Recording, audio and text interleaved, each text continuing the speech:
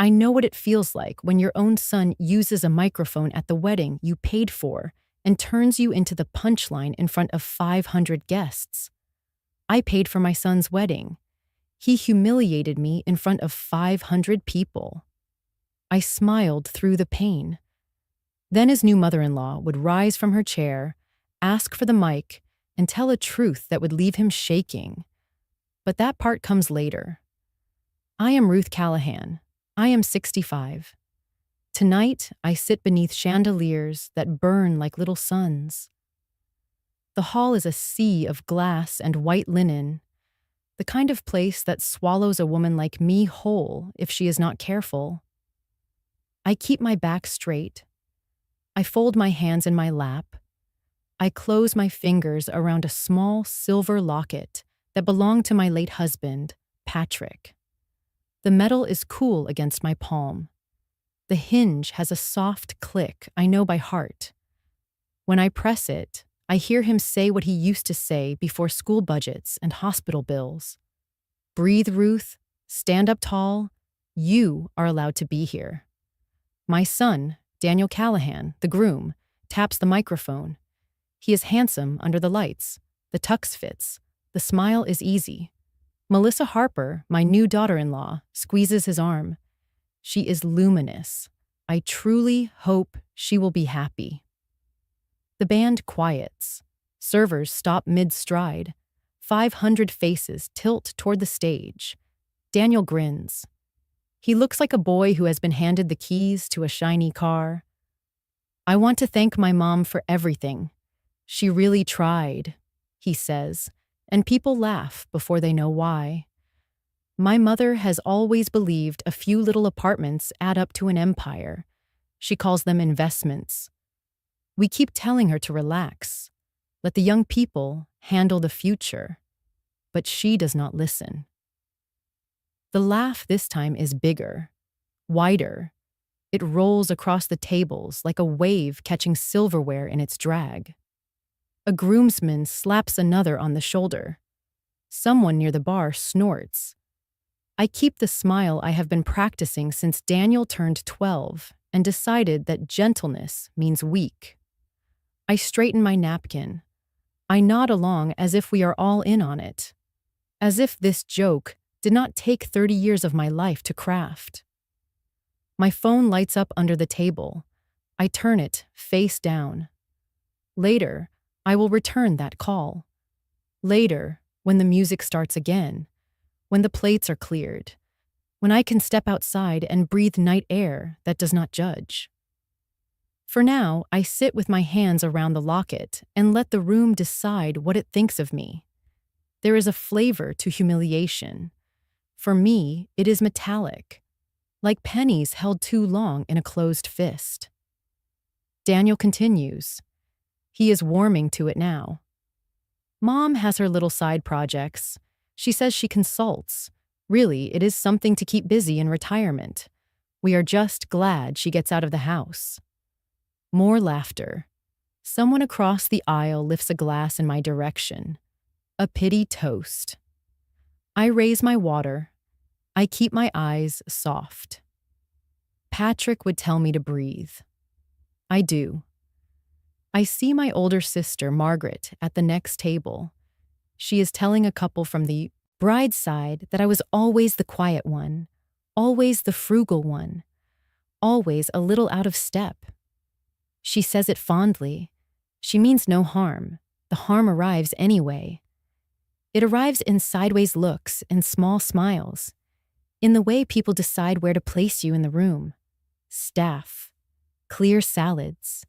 The clink of plates is bright as bells. A child in a white dress spins near my chair. Her shoes blink with tiny lights. For a moment, I let my gaze follow her, and the spinning gives me a small mercy. It blurs faces. It turns the hall into a soft watercolor. Then the spinning stops. The faces return. The microphone pops in Daniel's hand. I mean, look at her, he says. He sweeps his arm toward me like a game show host revealing a lesser prize. She insists on dressing herself. She refuses help. She is stubborn. She thinks her pennies are pearls. But we love her anyway. 500 people turn to appraise me as if they are choosing a vase in a store, as if I am something fragile and quaint that does not belong on a modern shelf. I smile. I touch the locket. I steady my breathing. Inside the locket is a picture the size of a postage stamp. Patrick holds a fishing rod. The lake behind him is the exact color of forgiveness. The hinge clicks. I close my hand. Across the room, I see a woman watching. She is elegant without trying. She sits at the family table on the bride's side. This is Evelyn Harper, Melissa's mother. We have met briefly. We have exchanged polite words about flowers and seating charts. Now her eyes move from Daniel to me, from the microphone to my hands, and something in her expression tightens the air between us. She says nothing. She simply watches. And that watching is a kind of shelter I did not know I needed. The band leader leans toward a music stand. He is ready to nudge the moment forward. Daniel is not done. Anyway, raise a glass to my mom, the woman who paid for half this party, the woman who still thinks coupons are a personality. Glasses rise, some out of kindness, some out of sport. I lift my water again. I think of 17-year-old Daniel eating the last piece of chicken and pretending he thought I was not hungry. Of 22-year-old Daniel calling me from a dorm room to ask if the rent had been sent. Of me placing a hand on an empty wallet and promising yes. The past is a faithful archivist. It keeps everything. I set my glass down. I look at my son. For a second, he catches my eye. For a second, the smile slips. For a second, I see the boy who hid his report card in the laundry and needed me to be the one who found it. Then the room laughs again. The boy disappears. The man with the microphone returns. A server brushes my elbow and whispers that the cake will be rolled soon. I nod. The chandeliers hum. I hold the locket and let its cool weight anchor me to the chair. I remind myself that this is his night, that a mother does not wrestle a microphone from her child. That dignity is a choice even when the room votes against it. If they knew the truth, but no, tonight is not my night. I was 65 when the headaches eased, not because life softened, but because I learned to breathe on command. People think breathing is automatic. Widows know better by experience. I am Ruth Callahan, a widow. Wedding band now lives on a chain. For 3 decades, I was a high school librarian, the quiet keeper of lost paperbacks and overdue slips, the woman who could find the one book a 9th grader needed 5 minutes before the bell. Patrick, my husband, was a truck mechanic with patience under his voice. He died too early. A highway curve, a tired driver, a morning that split my years into before and after. The day I emptied his toolbox, my palm closed around a silver locket in the drawer. Inside was a Booth square. His grin, my surprised eyes, proof we once believed time would wait. I strung the locket on a thin chain and promised to wear it until the hinge forgot how to work. Daniel was 9 when the casseroles stopped arriving, and the nights grew long. I took the shifts no one wanted: Saturday mornings, budget weeks, inventory days. After closing, I shelved books until lights clicked off. Then I walked to the Adult Learning Center where I filed attendance and brewed coffee for night students. When Daniel slept, I opened the desktop and typed. Invoices for a florist, intake forms for a tax preparer, minutes for a neighborhood board that preferred tidy numbers to messy fights. The locket became a habit, a worry stone I turned between errands. On parent nights, I rubbed it while I told teachers Daniel was trying. When a radiator died, I pressed it while I wrote a check with careful hands. Money was a river I learned to read. Sometimes it rose. Sometimes it stranded you in mud. You crossed anyway because the boy needed cleats and the mortgage waited for no one. By the time Daniel reached college, I could build a household budget blindfolded. At the library, I kept my voice soft. At home, I kept columns: gas, groceries, tuition, interest. I discovered I was good at patterns. A florist who over-ordered lilies. A contractor who paid every bill on a Thursday.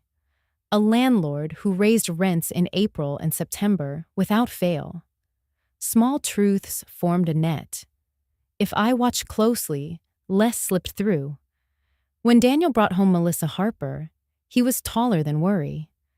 Melissa was bright and quick. She asked real questions and listened to the answers. The afternoon he introduced me to her parents, we met at a cafe with windows like open eyes. Evelyn Harper, Melissa's mother, arrived in a navy dress and a calm that looked practiced. She thanked me for raising a son who opened doors and carried boxes without being asked. I liked her steadiness. I recognized the way she took stock of a room without seeming to move. Life kept its lists. I kept mine. Even after I retired from the library, I kept typing at night. Not stories, ledgers. People said I was stubborn. I said I was careful. The locket rested against my pulse while I sorted numbers into families, expenses, income, timing. If the house was quiet enough, I could hear Patrick's old advice. Check it twice, then once again, then trust yourself. That is how a widow learns to breathe on command. You count, you hold, you release. You do it while the boy sleeps. You do it while a bill comes due. You do it while you decide which truths the world has earned the right to hear. Daniel said it first like a kindness. Later, he said it like a rule. Mom, you should rest. Stop trying to prove yourself. At my kitchen table, he would pat my hand. He would glance at the spreadsheets beside my tea and smile the way people smile at a stubborn pet. Rest, he said, and let the future belong to people who are not tired yet. I folded the papers. I wiped the crumbs. At the grocery store, he reached for my wallet before the total appeared. I have got it, he said. Then louder, so the cashier could hear, my mom still clips coupons like it is a sport, but I want her to enjoy retirement. The cashier laughed. It was not unkind. Still, my face warmed. I closed my fingers around the silver locket at my throat and nodded, as if the comment floated harmlessly over our heads. When he moved in with Melissa, my new daughter-in-law, he called to ask about electricity rates. I offered to send a comparison I kept. He sighed. Mom, it is fine. You do not have to do that thing where you make everything a project. I said I understood. I erased 2 notes on an envelope and dropped it in the trash. Margaret, my older sister, has a talent for certainty. She arrived with a lemon pie and firm sentences. Ruth, be realistic. You had your years. You raised a good son. Do not make yourself miserable trying to build a second act.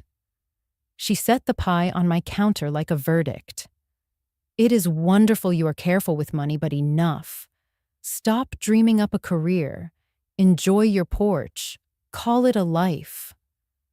I poured coffee. She took cream. We sat without speaking long. At church, the women from the craft circle asked about retirement. I said I was doing some consulting, small things, organizing books for a literacy nonprofit, helping a florist with invoices, reviewing schedules for a community clinic. One woman tilted her head. You are still working, dear? What for? Another said, I hope you are charging them, or at least getting free flowers. I smiled and said the clinic ran on time now. On Wednesdays, the retirees meet at the library to trade paperbacks. I brought coffee cake and mentioned a budgeting class the community center wanted to try. Volunteer if you must, a man said, but do not overdo it. You will wear yourself thin. A woman added, let the young ones teach apps.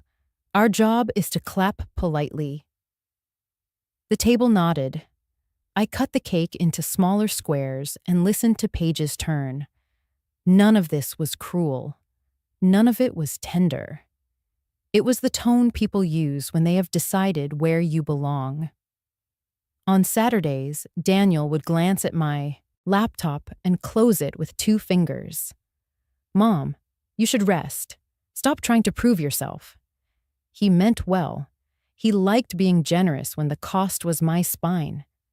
He washed the dishes and left the faucet running. He tossed the dish towel on the stove and said, see, I helped. I shut the faucet. I hung the towel to dry. Sometimes I held a defense on my tongue. I could have said that numbers are a language and I am fluent. That order is not opposed to impress anyone. I could have told Margaret that contentment without purpose is a room without a door. Instead, I pressed the locket once. I kept my voice low. I let their words pass over me like weather. Then I made a small list to finish before the kettle sang. In the mirror above the sink, the woman looking back had my mother's mouth and my own eyes. When I breathed in, the locket lifted. When I breathed out, it settled. Daniel wants me safe. Margaret wants me quiet. Friends want me sweet. I want a ledger that balances and a life that does not ask permission to be whole. So I nodded at their advice. I thanked them for caring. I washed my hands. I dried them well. I opened a blank page where the margins still belonged to me. Tuesday night, the house sounded like a library after closing. The refrigerator hummed. The clock ticked. The streetlight drew a square on my kitchen table. I opened the laptop and the screen came alive with numbers, cash flow charts, trailing 12-month graphs, vendor aging, a pipeline labeled Q3 acquisitions. The silver locket lay beside the trackpad, a small moon catching blue light. I read notes from compliance. I reviewed a term sheet. I marked a paragraph about contingent liabilities with a yellow comment. The phone on the table lit, vibrating once. The name on the screen said, board meeting. I let it ring. I answered on speaker. A calm voice asked if tomorrow's agenda should include the revised capital plan. I kept my voice even. Approve the new line. Hold the dividend. Move the facilities vote to the following quarter. The voice thanked me. Another joined. Legal recommended language for a non-disclosure extension. I nodded even though they could not see me. My fingers rested on the locket. I felt the hinge and found my breath. When the call ended, I stared at the screen and watched the cursor blink like a lighthouse in fog. Headlights swept the front window. Daniel's car, early. My body moved before I thought. Muscle memory forged by years of being underestimated. I closed the laptop with a soft clap. The room exhaled. I slipped the computer into the quilting cupboard behind a stack of pattern books. I placed the locket back on its chain. I wiped the table with a dish towel as if the only business here were crumbs. The phone buzzed again. Board meeting flashed and disappeared as I silenced the ringer. I pulled a casserole from the oven and slid it onto a trivet. Steam curled like handwriting over hot paper. Daniel knocked and came in, calling, "Hey, Mom, did you nap?" I smiled. I lifted plates. I asked politely about traffic. He never saw the square of light fade from the tabletop. He never noticed the faint outline of spreadsheets on my glasses. When he asked what I had been doing, I said folding laundry. Then I asked if he wanted more salt. He sat, satisfied. The cupboard door hid a black rectangle that still held our agenda. The house kept our secret, and the night returned to the sound a library makes when everyone believes it is empty. The ballroom glowed like a promise. Chandeliers washed light across polished floors. I arrived early with flats in my tote and the silver locket warm against my skin. I tied ribbons on programs, straightened escort cards, tucked safety pins into the seamstress kit. I labeled a box of candle holders and slid it beneath the gift table. I pressed the locket once. Tonight belonged to the children. Guests gathered in the lobby. The quartet slipped from Bach into a pop melody. Evelyn Harper, the bride's mother, moved with quiet purpose. She checked seating and murmured to the maitre d'. We met eyes. Her glance said we are the ones who keep the wheels oiled. Daniel, my son, and Melissa, my new daughter-in-law, appeared at the staircase. Applause rose like heat. The ceremony passed in a wash of vows and white. During photos, I fetched water and blotting papers. I fastened a clasp for a bridesmaid whose fingers shook. When the grand doors opened, the room breathed at once. The band hit a bright chord. Candles mirrored themselves. Servers flowed with champagne. I took my seat near the family table, not quite at it, close enough to clap on cue. Dinner began with toasts. Melissa's father thanked vendors and friends. He praised the planner and the venue twice. Melissa thanked her college roommates and the stylist who saved a curl. Daniel raised his glass and thanked his groomsmen and the caterer for extra sliders. He grinned. He thanked Evelyn for details and Melissa for saying yes. They did not mention me. The forgetting slid under the door and settled behind my ribs. Between courses, colleagues from Melissa's company stopped by to greet Daniel. He gestured toward me without turning. My mother. She is just keeping busy with some financial consulting, something to pass the time. Their smiles were practiced. One woman squeezed my shoulder and said retirees get restless. Her husband added that hobbies keep the mind young. I nodded and said the chicken was excellent. My water glass was full. My throat was dry. At the bar, a cousin asked if I missed the library. I said I loved the work. He joked that search engines made librarians obsolete and pointed me toward dessert. I touched the locket and said I would find it later. On the way back, a groomsman told a bridesmaid I still clip coupons like a sport. She said at least I am adorable about it. I passed with a smile that felt borrowed. Back at my seat, 2 venue staffers complimented the neat escort cards. I told them it helps to spell check twice. They asked who handled the budget. I said the families worked together. They nodded and said the Harpers clearly had an eye for detail. I lifted my water and decided not to correct them. The violinist slid into a new key. The lights softened. Conversation rose and fell like small waves on china. Evelyn paused beside me and asked if I needed anything. I said I was fine. She glanced toward the stage. The band leader lifted a hand. The next round of toasts cued. You did a beautiful job with the place cards, she said. Her voice made room for me to stand in. I thanked her. We both faced forward. 2 women in evening light who knew where the spare tape lived. When the MC asked the room to raise a glass to those who made the night possible, spotlights swept the planners and settled on the bridal table. Applause again. I clapped with everyone else. The sound seemed to belong to someone nearby. The cake waited under a small canopy, like a crowned witness. A server refilled my glass and asked if I was enjoying retirement.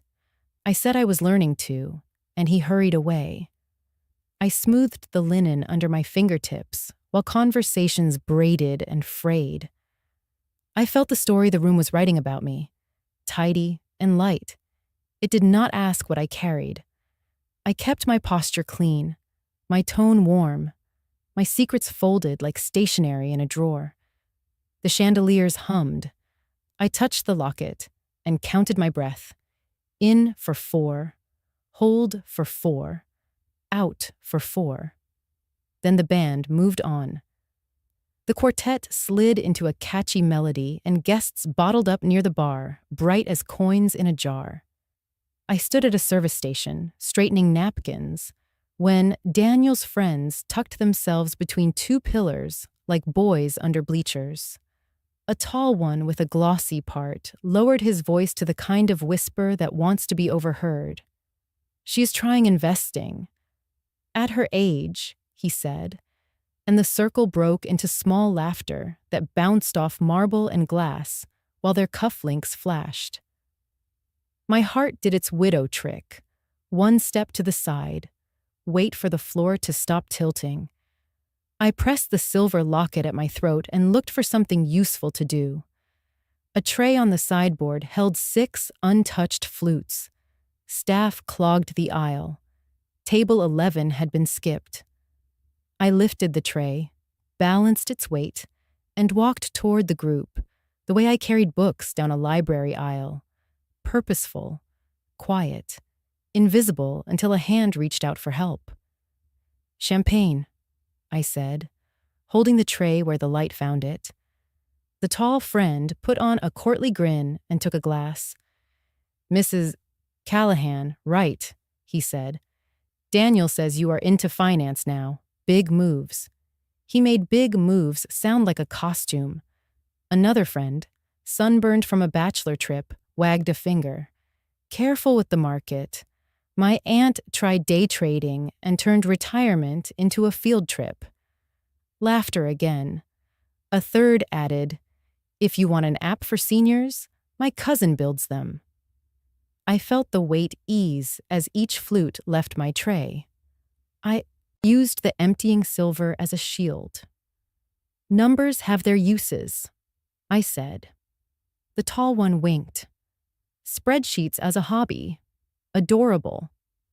The word adorable landed like a sticker I did not order. I kept my mouth soft and my posture useful while they compared hot tips they did not plan to follow.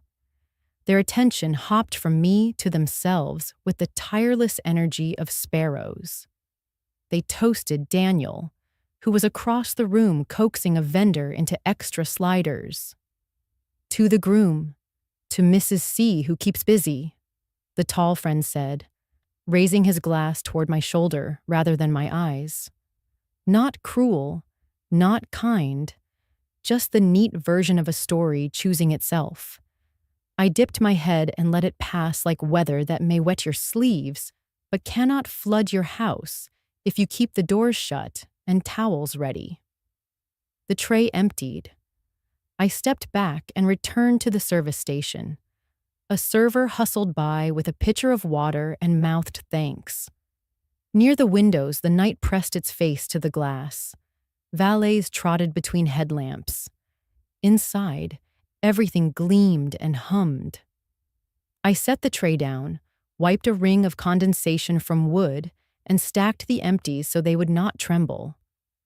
Order is a language I speak when conversation fails to grant any meaning. Their voices drifted after me, prices, tips, memes pretending to be wisdom. "She clips coupons like it is cardio," someone said. "Empire of pennies," someone else answered.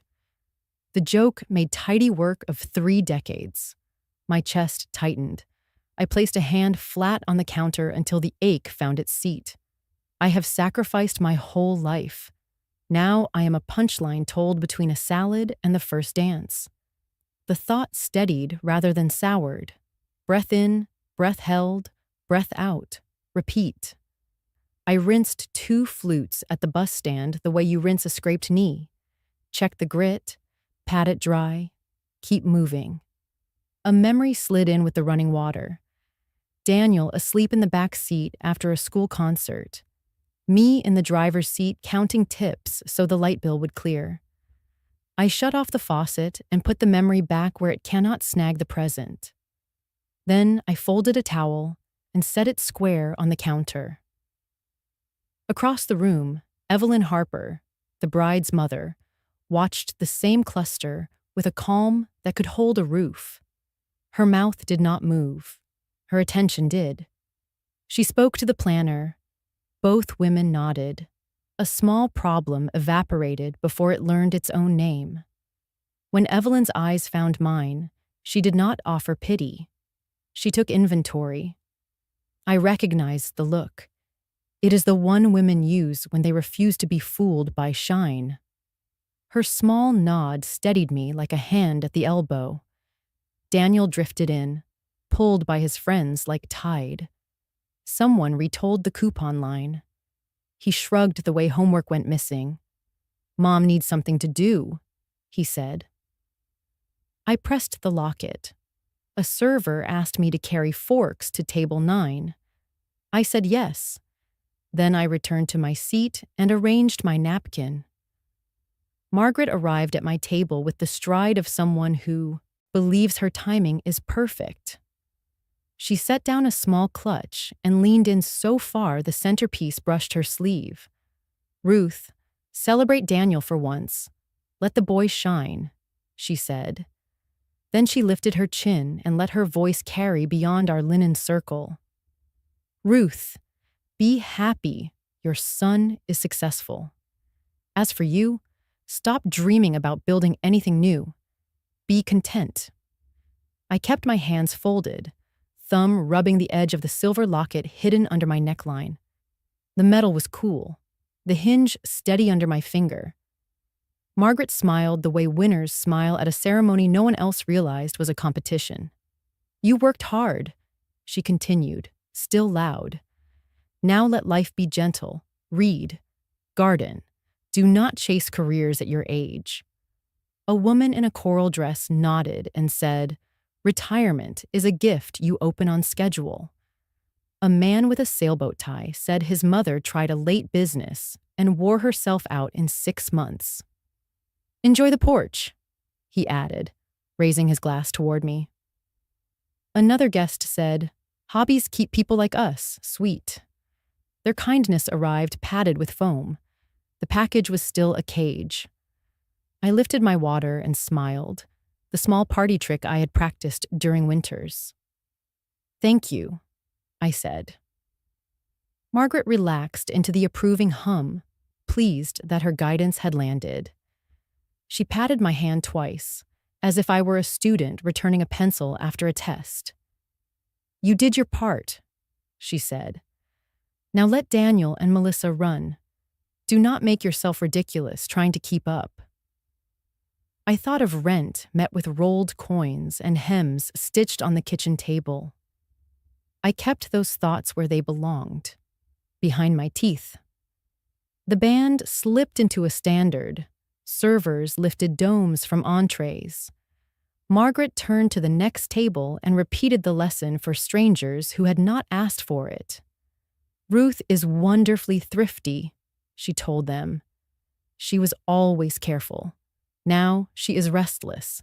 Families need dignity, not experiments." Nods gathered. Someone said it was nice to see sisters so close. Another said every clan needs a realist. Margaret preened at the word. I tipped my head and arranged my napkin as if alignment were a prayer. Evelyn Harper drifted by, eyes measuring without judgment. She touched shoulder and asked if I needed tea. She did not contradict Margaret or join the chorus. She simply made space for me to answer for myself. I thanked her and said water was fine. Margaret rolled her eyes at Evelyn's elegance and whispered that some people forget their place once they marry money. Daniel approached with 2 groomsmen and caught the tail of Margaret's sentence. He laughed the easy laugh he saves for crowds. "Mom has always been determined," he said, and for a heartbeat I thought he might lift me. Then he tapped my glass. "We keep telling her to enjoy life instead of making projects. Maybe after tonight she will hear us." The groomsmen chuckled. Margaret squeezed my fingers as if she had won a round. A server offered coffee. I accepted cream and sugar I did not need. The ritual gave my hands work. The locket lay warm against my skin. I pressed it once and counted silently. In for 4. Hold for 4. Out for 4. The breath cleared a small space where my dignity could stand upright, even if the room asked it to kneel. Across the hall, someone called for the father-daughter dance. The crowd pivoted toward light. Conversation loosened its grip on me. Margaret gathered her clutch and told the table she was off to greet the bandleader. She kissed my cheek, powdered and firm. "Smile for the photos," she said, "and promise me you will stop chasing windmills." "I promise to choose carefully," I said. She heard surrender and glowed. The dance began. Applause, like warm rain, covered voices. I held the locket and remembered Patrick's steady hands. I straightened my spine. I let my face be kind. Under the music, a small, exact self made a single notation and closed the book. Daniel caught me between the dessert table and the terrace doors. Tuxedo jacket open, the way confidence wears itself when a room belongs to it. "Come on, Mom," he said, touching my elbow with practiced charm. "There is a group I want you to meet." I followed. The silver locket rested against my skin. I pressed it once to mark the moment. He threaded us through clusters of guests and stopped by a round near the band. 5 men and 2 women stood there. "These are my people," Daniel announced. "Team leads, clients, the ones who keep me busy." They grinned. "This is my mother," he said, angling me toward their semicircle. "She likes to call herself a financial consultant. Really, it is something to pass the time." He said it lightly. Casual is the cleanest way to lower someone. Laughter sparked, not a roar, just a neat flicker. A woman with strong brows tilted her head. "Staying sharp," she said. "My parents do Sudoku." A man with square cufflinks lifted his glass. "We need more of that spirit," he offered. "My mom volunteers at the thrift and terrorizes the pricing gun." Another added a story about an aunt who fell for a crypto ad on television. The jokes braided into a polite rope. I talked about the lighting. There was no safe place to set the truth. One of the men asked Daniel about quarterly numbers. He planted a hand on the back of my chair. "Up across the board," he said. "We own our lane." Then, like a garnish, he gestured toward me. "My mom thinks spreadsheets are a personality, so she is thrilled." Cuffs glinted. Someone snorted. The question died. A new topic bloomed. Vacations by bottled water shores. I stood inside the circle without a chair, useful as a lamp. The music leaned into brass. I tugged the locket chain to settle it and asked if anyone needed water. "No," they chorused, kindness dressed as dismissal. One woman asked where I retired from. "High school library," I said. She brightened. "So you are meticulous," she said. "A perfect editor for shopping lists." More laughter, a glancing blow that still found bone. Daniel checked his watch with a flourish. "We should let them mingle," he told me. "Do not corner anyone with budget talk, okay?" He smiled so widely the directive looked like a favor. I smiled back with the small muscle that knows how to obey. Someone touched my elbow, then forgot. The band leader announced first dances. The circle broke cleanly. I slipped down the corridor toward the restrooms. The hallway smelled of eucalyptus and lemon. Inside, mirrors waited above porcelain. I chose the last stall, latched it, and sat. Standing felt like a test I had not studied for. Tears made their case. I heard them assemble, let them argue, and ruled against them. No mascara streaks, no swollen lids in photos, no satisfaction for anyone who wished me small. I pressed the locket against my sternum until the coolness steadied my breath. In for 4, hold for 4, out for 4. The count put up a fence, feeling pawed and found no opening. A faucet hissed. 2 bridesmaids giggled about a groomsman's speech. One mimicked a coupon joke. Their laughter was silver bells. When they left, I faced the mirror. Fluorescent trim told the truth without apology. A woman looked back with my mother's mouth and my own eyes. Her spine straight, not brittle. Her jaw steady, not clenched. I wiped a corner where a tear had dared to glitter and watched it disappear like a secret that realized it was not welcome. I wanted to leave. The sentence arrived whole and sat at the head of my mind. I could slip out the service exit, call a car, be home before the cake surrendered. The couch would welcome. The dress could come off. The cut of the night would stop nicking my skin. I wanted to leave so badly the thought wrote itself on my tongue. Leaving would teach Daniel the wrong lesson. That thought rose slower and heavier, like a book lifted from a bottom shelf. If I leave, he wins the story he is telling about me. The story where I cannot stand the room my money rented. The story where jokes chase me to the curb. If I stay, I do not fix him. I fix my posture. I refuse the smallness he scripted. I washed my hands and watched water move over skin that has cleaned paintbrushes and roaster pans. I dried them carefully. I added a smile that belonged to no one else. A single breath unspooled the ache. Not gone, manageable. I tucked a stray hair, straightened my hem, tapped the locket once like a gavel. The judge in me adjourned sorrow until later, when the house would be dark and I could weep without audience.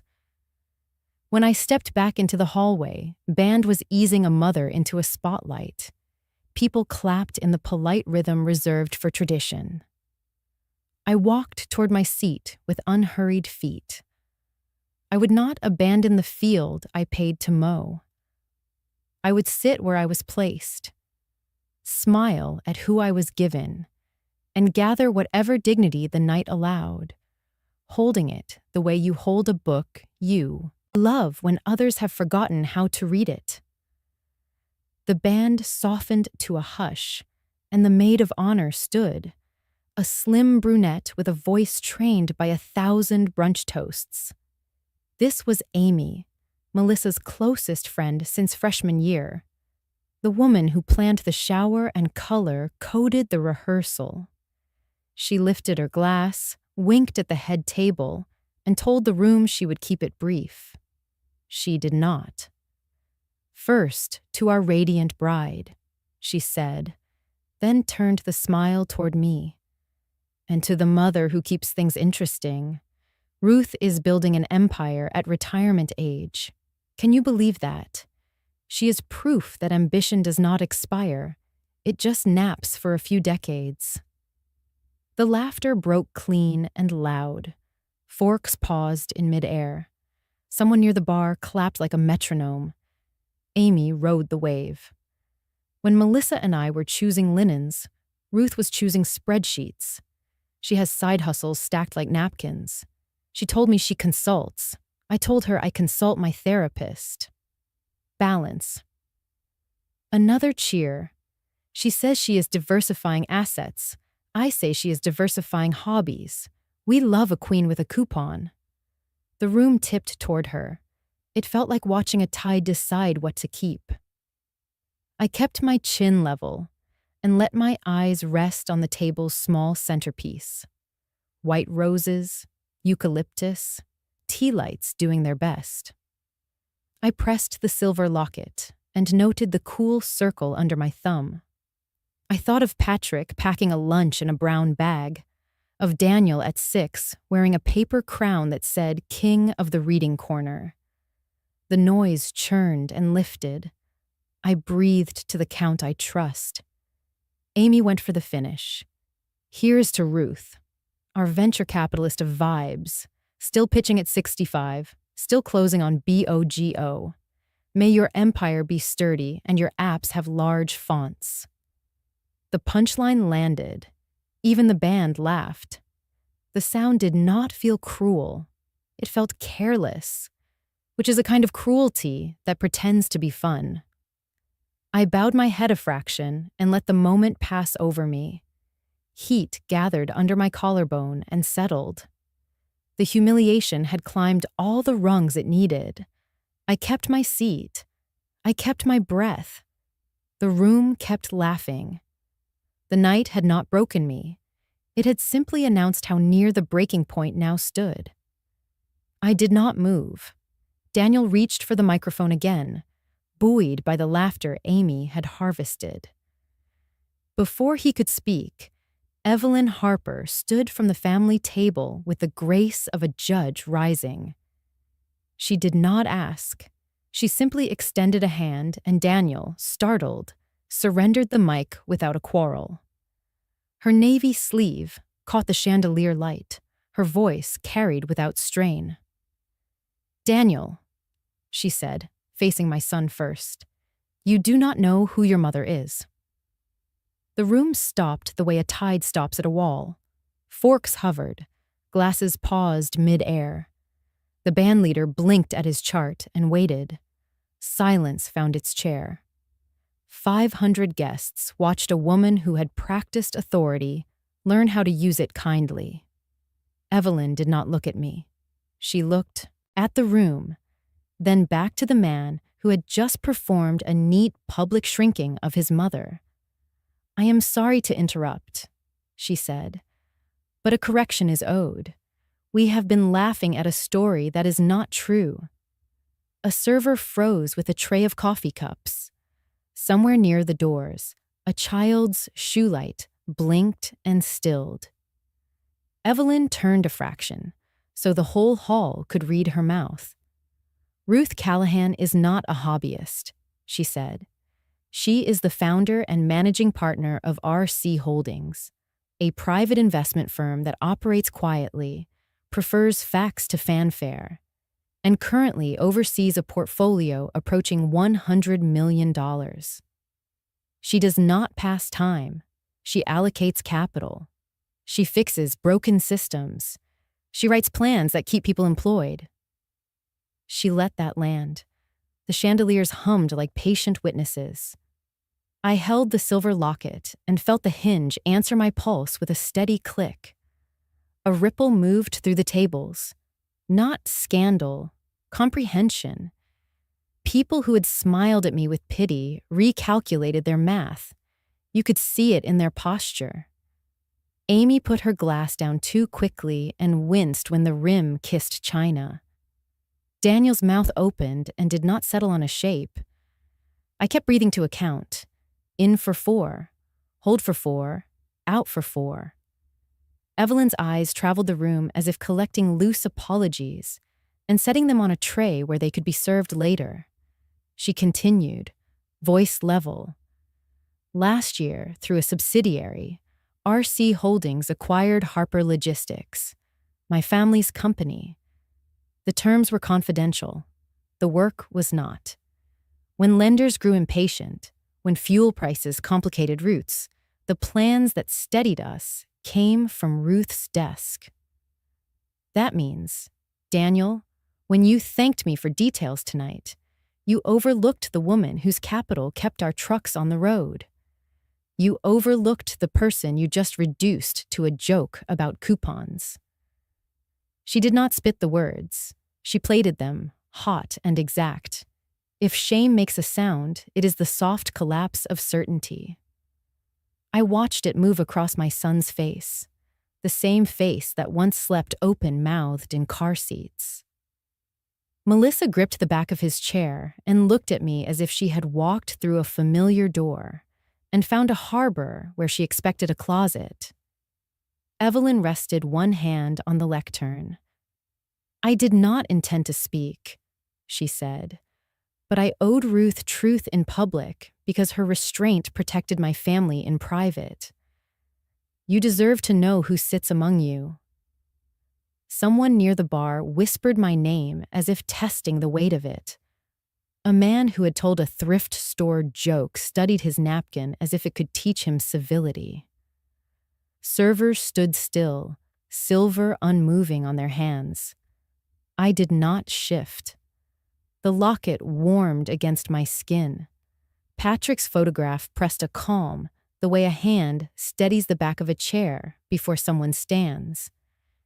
Evelyn glanced at me then, not asking permission, but honoring it. "If she had wanted attention," she said, "you would have known, long before tonight. She prefers the work to the bow." She turned back to Daniel. "You owe your mother more than a toast that mistakes generosity for vanity. You owe her respect, not because she manages money, because she showed you how to build something without asking the loudest person for permission." A murmur gathered, then stalled, as if uncertain which direction decency travels once it has been asleep. Daniel tried on a smile and discarded it. He reached for the mic he had surrendered, then stopped, hands empty. Evelyn inclined her head toward me. "Ruth," she said, "you do not need to speak. I only needed the room to stop pretending it knows you." I stood without standing, which is to say I kept my seat and allowed my spine to do the work. The hinge of the locket clicked once. Silence held, generous and exact. The truth had been set in the center of the table. It did not require garnish. The sound after Evelyn's words moved through the ballroom like wind crossing wheat. A hush, then stillness. Conversations tried to restart and failed. I heard my name carried table to table in question marks. Ruth, Callahan, RC Holdings. The chandeliers kept humming. Near the doors, the valets paused with claim tickets held like flags at half-mast. Two servers exchanged a look that said they had heard stories like this from kitchens, never from microphones. The photographer lowered her camera and let the strap catch on her wrist. An older aunt crossed herself out of habit and then laughed at her own reflex. The planner mouthed "breathe" toward me from 30 feet away. Even the ice and water pitchers clicked, tiny acknowledgments that the room had changed shape. At the bar, the man who joked about thrift stores stared into his glass until the ice softened. Amy, the maid of honor, folded her note cards into a small, guilty square. The groomsman who loved the coupon line found his napkin suddenly scholarly. Their laughter had been the weather. Now it looked like a forecast written by children. I did not stand. I set my wineglass down and let the stem find the linen with a patient click. A server froze mid-pour. Power does not always arrive with volume. Sometimes it is the neat placement of a glass, the refusal to color a silence that has learned its size. The silver locket warmed under my collarbone. Daniel did not move at first. My son looked like a man who stepped off a curb and discovered the street was a river. Color slid out of his face. His mouth tried shapes and kept none. Melissa, my new daughter-in-law, gripped the back of his chair. A tremor traveled from wrist to fingertip. She glanced at me with an apology that did not yet know its words, then at her mother, Then back to Daniel. A client at Daniel's table cleared his throat and began a story about quarterly targets, then abandoned it mid-sentence. Someone said 100 million in the tone people reserve for oceans. The planner lifted a hand toward the band. The band leader kept the baton down. Margaret reached my shoulder with a smile that mistook itself for rescue and fell apart when it touched ground. "Ruth," she said, and made the first syllable a question. She had held her certainty like a parasol. The wind took it. She straightened the edge of my napkin because hands like to help when ideas cannot defend themselves. "You should have told me," she whispered. Around us, men who rehearsed importance reconsidered the hobby of it. 2 executives from a tenant company sat straighter. One reached for his phone, then let it go. A woman I had once helped with forms covered her mouth and blinked. Dignity, once named aloud, travels quickly. Evelyn set the microphone on the lectern and let her hands fall to her sides. She did not touch me. She did not need to. Restraint can be a bridge. For years, I let the math speak only to me. Tonight, the math had a public voice. Daniel finally found a sound. "Mom," he said, but only that. The second word hid behind it. Melissa leaned nearer, pressing 2 fingers into his shoulder, the pattern of someone who knows panic and still believes in breath. He tried on a smile and discarded it. I did not rescue them. I placed my palms flat on either side of my plate and breathed to a count I could trust. In that stillness, the room corrected its math. People who had decided I was quaint repositioned me in their stories. A man at the next table lifted his glass toward me and lowered it. Another took 2 steps my way and stopped when he reached a memory of a joke made minutes before. A server remembered motion and poured coffee. The scent traveled between tables like a permission slip. Silver regained its purpose. Amy stole a glance my way, the look of a student who understands the lesson after the bell. I gave her a small nod. Daniel rubbed his forehead as if erasing a caption printed under a photograph. Melissa whispered close to his ear, and he shook his head, the semaphore of a man who cannot yet read the new map. His eyes found mine. For a heartbeat, we were in a high school parking lot after a concert. Then, the present closed over the memory, like clear water. Voices resumed in lower keys. Respect makes a different sound than flattery. Quieter, heavier, truer. I tested its weight and found it serviceable. I lifted the wine glass again, not to drink, but to place it down once more with intention, as if to mark that the chapter had changed and that apologies would not turn the page by themselves. I kept my seat. I kept my breath. The reversal had arrived without my reaching for it, and I honored the gift by not touching it more than needed. A terrace door opened and a square of night air entered. I let it find me. I let it pass. I waited while the room learned a language I could allow inside, a language that does not shrink mothers to punchlines, a language that understood the difference between keeping busy and building. Evelyn lifted the microphone again and finished what she had begun. Her voice didn't rise. It settled over the tables.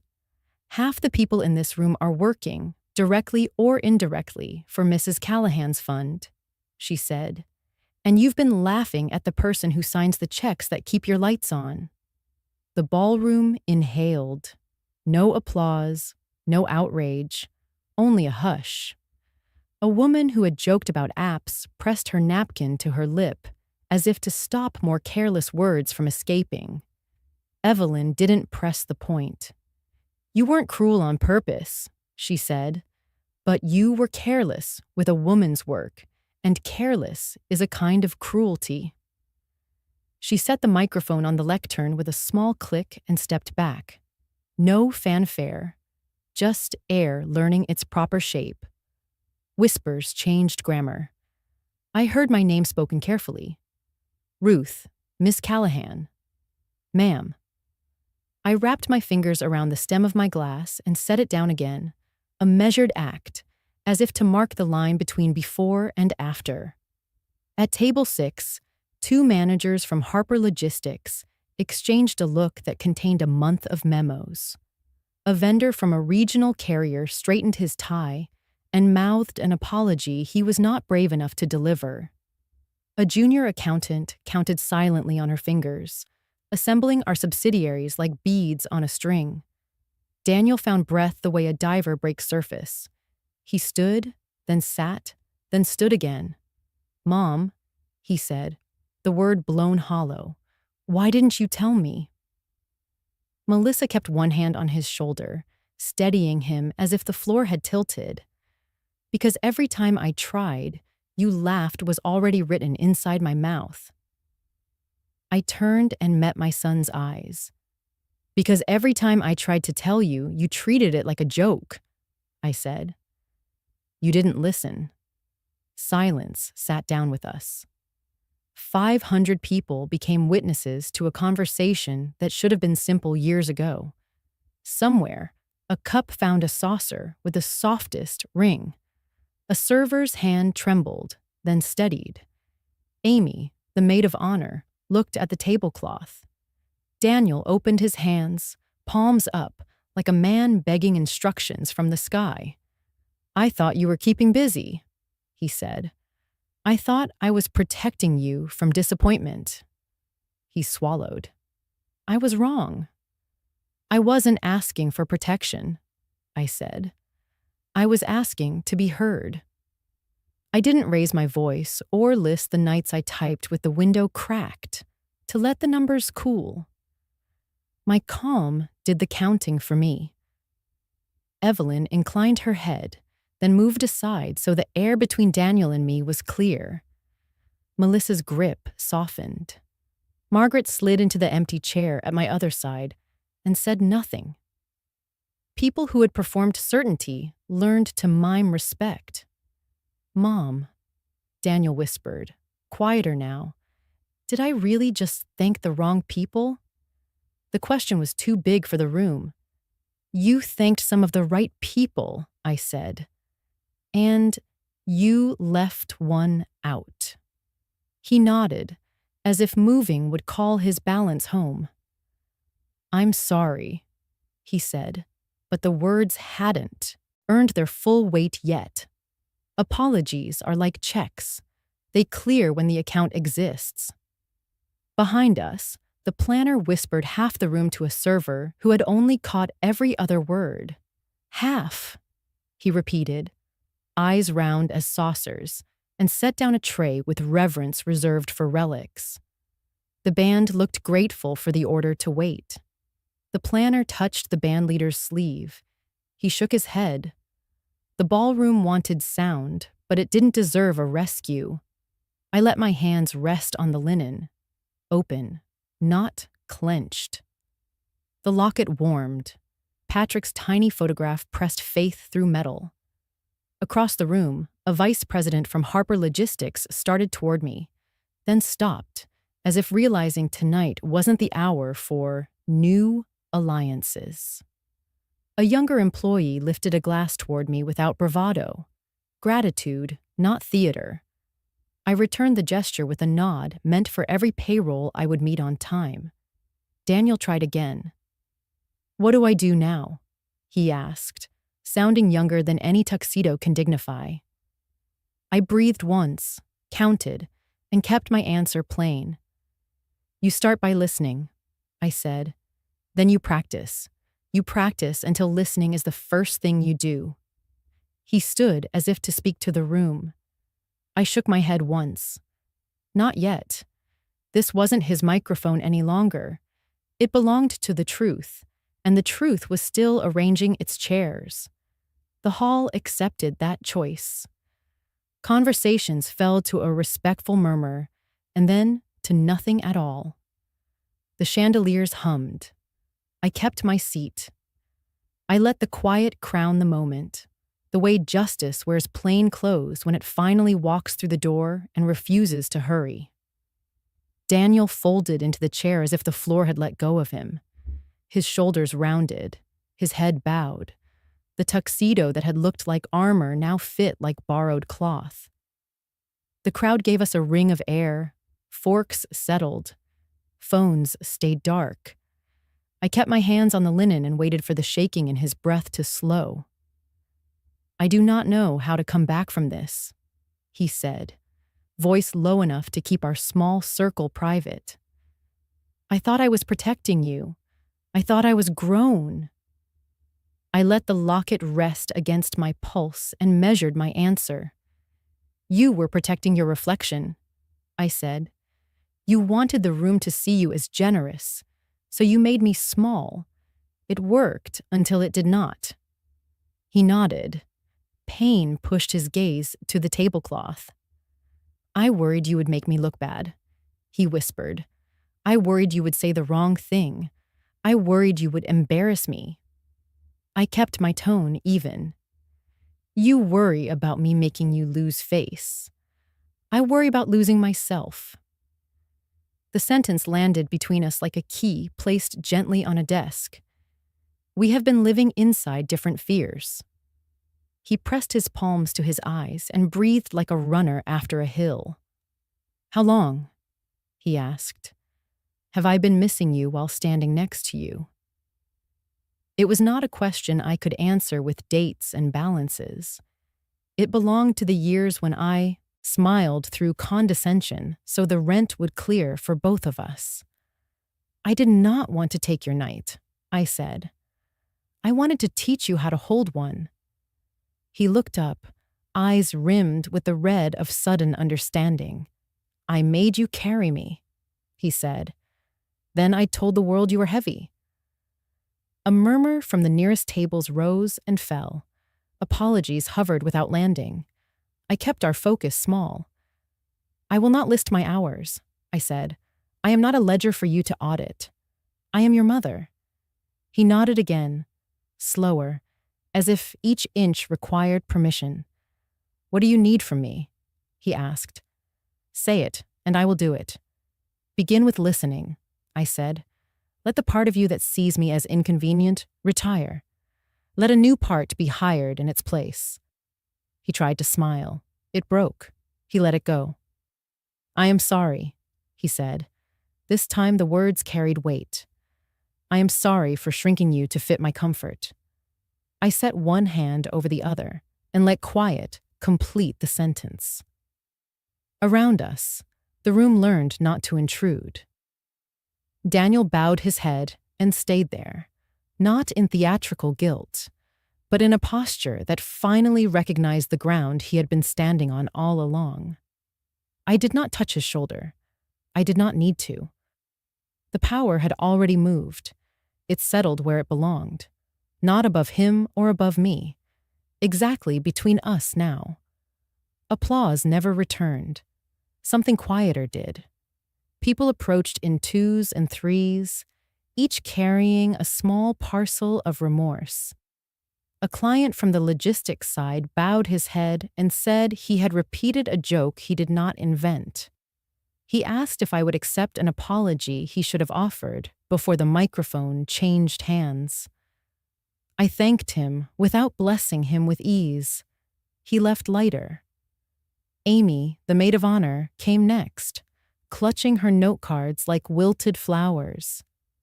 Her voice trembled in a register I recognized from the library. She said she made a party out of what was sacred to someone else.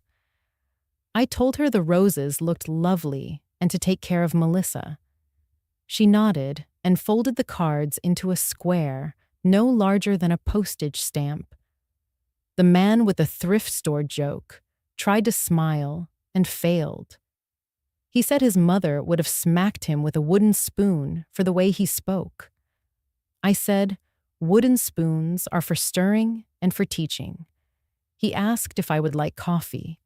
I told him yes, black, and let him serve without shaking.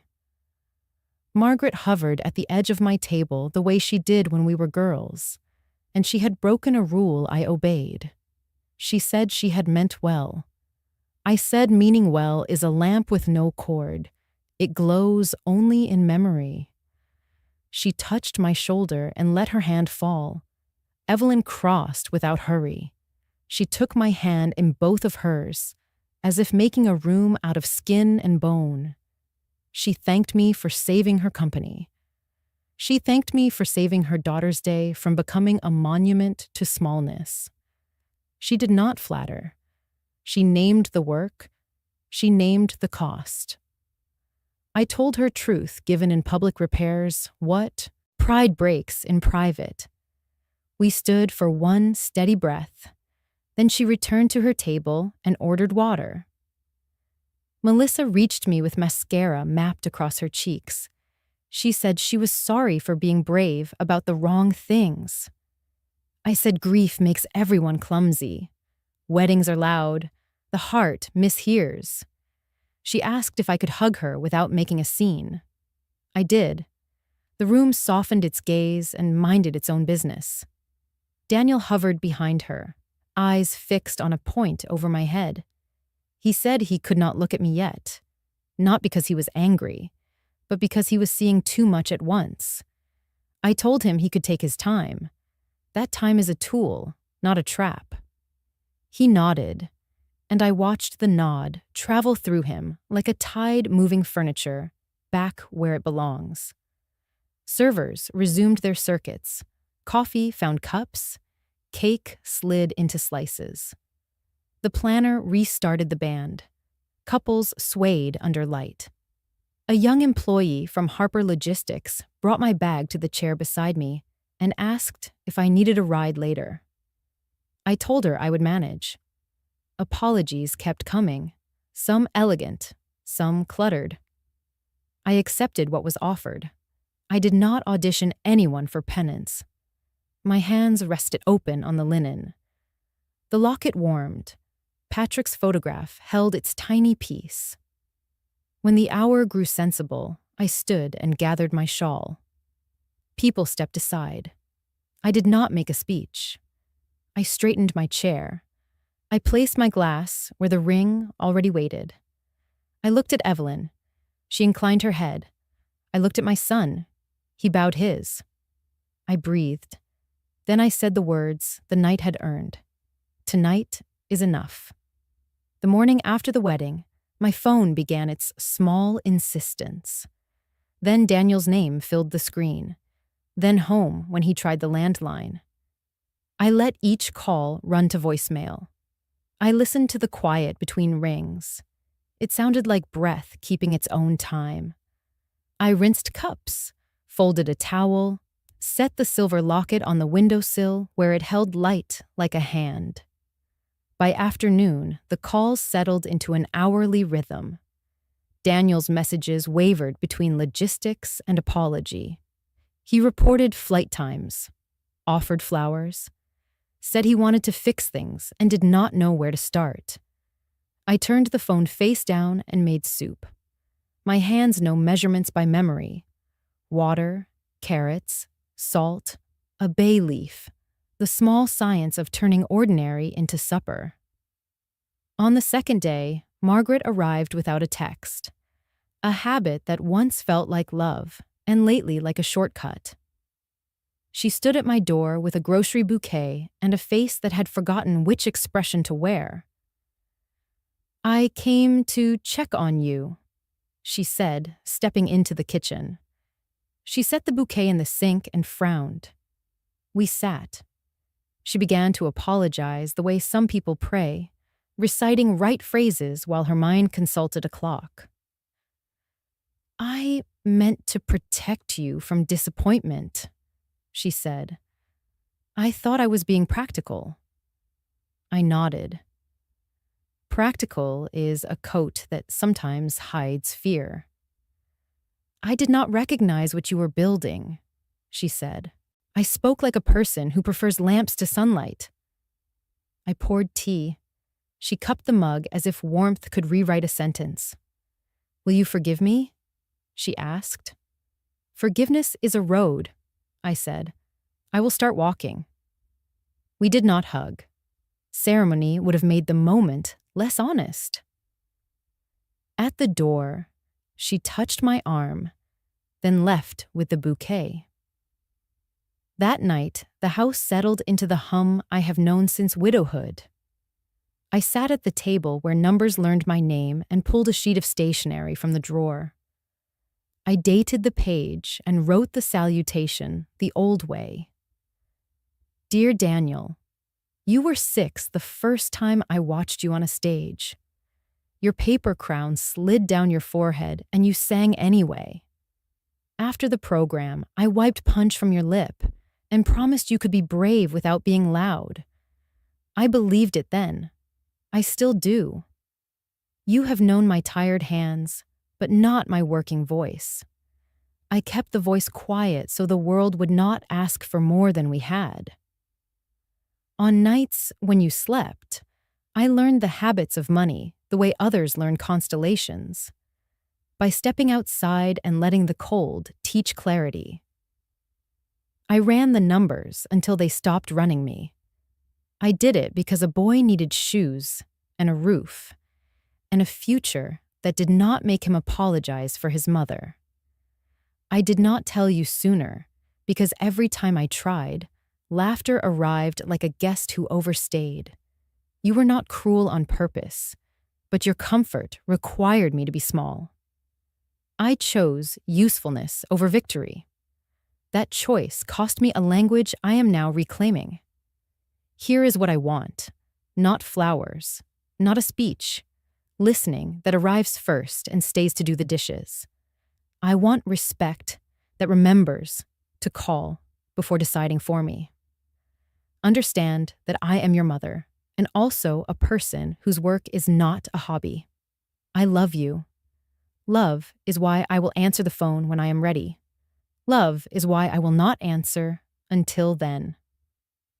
Mom. I read the letter twice without changing a word. I folded it once and slipped it into an envelope without a stamp. I placed it in the drawer with batteries and measuring tape, the practical things that keep a home honest. The phone blinked again on the counter. Daniel's name, then silence. Outside, the streetlight drew a square on the floor. The house kept our quiet. I washed the soup pot, dried it well, let the kitchen grow still enough to hear the locket hinge click when I put it away for the night. 6 months later, the conference room of RC Holdings looked over the river, glass to the ceiling, a long, dark table, chairs that did not squeak. I arrived early, as I always do. The silver locket sat where a tie would sit on someone else. I touched the hinge, opened my notebook, and read the agenda twice. Operations update, acquisitions pipeline, risk, community commitments. Numbers carry stories when you ask politely. Directors filtered in. Legal placed a folder by my water. Operations set down charts. We began, and I guided the meeting the way a librarian guides noise into learning. A question here. A pause there. A vote when silence had done its work. Quarterly figures held. A plant expansion waited on zoning. A supplier needed shorter terms. I approved them and ordered an audit of freight assumptions. The table listened. Respect found its chair. Midway through, Daniel arrived with the controller and a junior analyst. He took the far seat and waited for a nod. I gave it. He opened his laptop only when I invited financials from the new affiliate. Thank you, Miss Callahan, he said, the title cautious, but real. He presented cleanly, answered questions without performing charm, and looked to me to see if he had brought the right tools. You did fine, I said, and he breathed, sat back, and listened. After a short break, he asked to remain for a smaller session with operations. I agreed. When the door closed and the table shortened to 4, he spoke in a voice that understood limits. "I want to learn the parts I mocked," he said. "I am ready to be useful." I assigned him vendor aging for a region we had ignored, a plane map for a man learning to read weather beyond his window. "The numbers will not forgive you," I said. "They will teach you." He nodded. Legal returned with a community grant. We had promised new books and longer hours to a branch library that needed both. I signed in ink that did not smear, a quiet contract with the life that made me. The meeting adjourned. Chairs held their tongues. People stood without scraping. Daniel lingered. "Thank you, Miss Callahan," he said again. Then softer, "Mom." He gathered his papers and left with the analyst, pausing at the door to meet my eyes and hold them long enough for the past to nod at the present. I looked at the river. The city kept moving. Cranes, ferries, and sirens braided into a song that was neither triumph nor apology. Victory is not revenge. Victory is when I am no longer dismissed.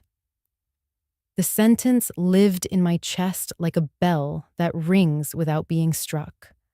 I closed the notebook. I slipped the locket under my collar and felt Patrick's photo settle where it could keep counsel. In the lobby, the guard wished me a good afternoon by name.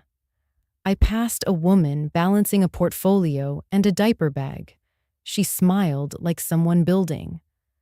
I pressed the elevator button and gave her the floor. Power makes more sense when it remembers its manners. Outside, the air had early autumn clarity that sharpened edges without making them cut. I stepped through the revolving door and stood on the stone.